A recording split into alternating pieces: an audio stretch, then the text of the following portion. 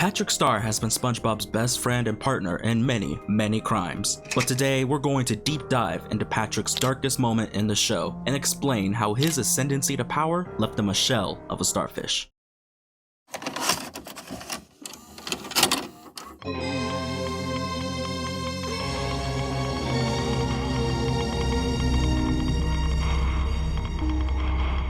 Well, the episode first starts off with a British starfish with hair visiting the famous rock. Patrick freaks out because he thinks he's from the library coming to arrest him.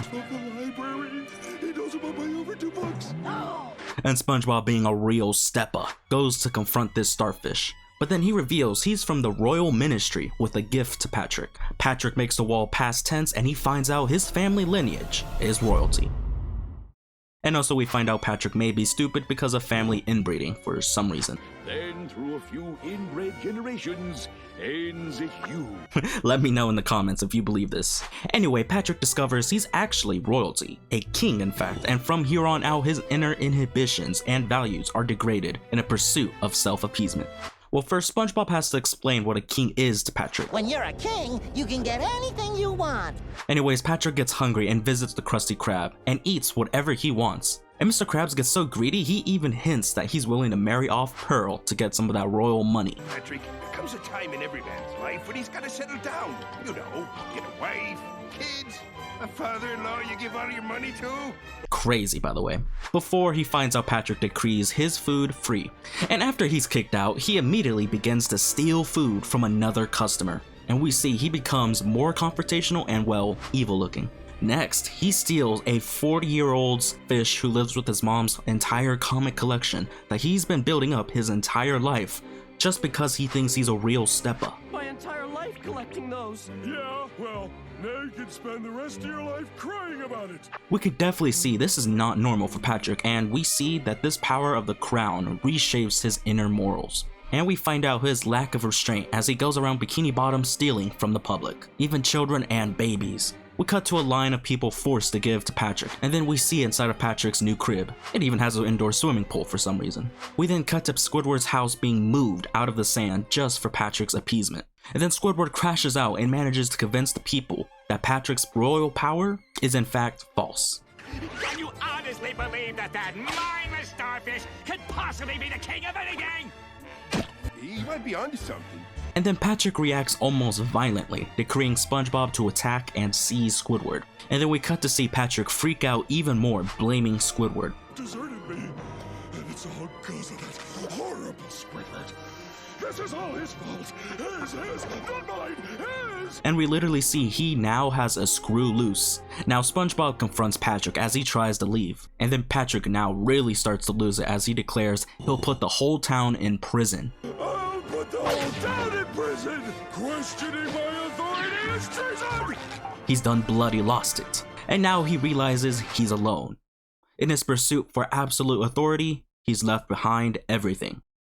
Now he's confronted by his darker half in a mirror, and he realizes what he's become. What have I become?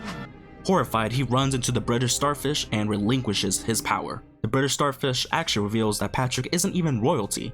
In fact, it's discovered that Gary and Patrick are cousins, and in fact that Gary now is king.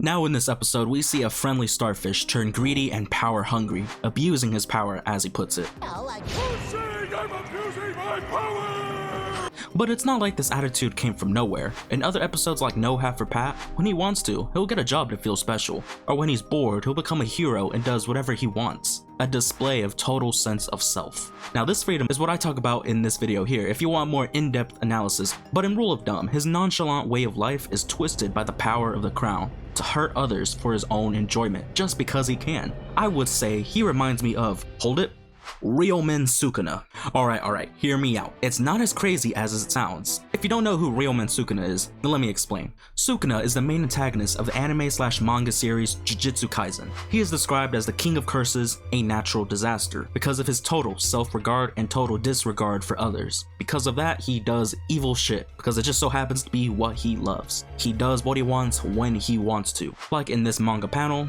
I eat when I want to eat, play with what amuses me, and kill whoever is in my way. Patrick also lives like this to an extent. We see him eat when he wants to eat, even when he doesn't have any money, and we've seen him play with what amuses him just because. And while he's never killed anything except that toilet in season 6 episode House Fancy, in Rule of Dumb we see him attempt to lock up everyone in prison just because of his crown and royal status. In his mind he's become too powerful and can't be challenged, like Sukuna. The power that these two characters have had afforded them the right to think only about themselves and what they want. You see, both these characters can be described as hedonists. Now hedonism is a philosophy described as follows: the prioritization of pleasure in one's lifestyle, actions, or thoughts. Essentially, hedonists live in the moment as tomorrow is never promised, and to them, only their own pleasure and displeasure exist. Sukuna destroys and eats other people. Oh yeah, by the way, he's a cannibal. I can't believe I forgot that, but he destroys and eats other people. He does whatever he wants because he's powerful and lives for his own pleasure. Now Patrick is often dumb and kinda lazy, but definitely does whatever he wants. He has no responsibility, he has no job typically. And when given the authority of a crown, he takes it a step further and threatens other people if they question his power.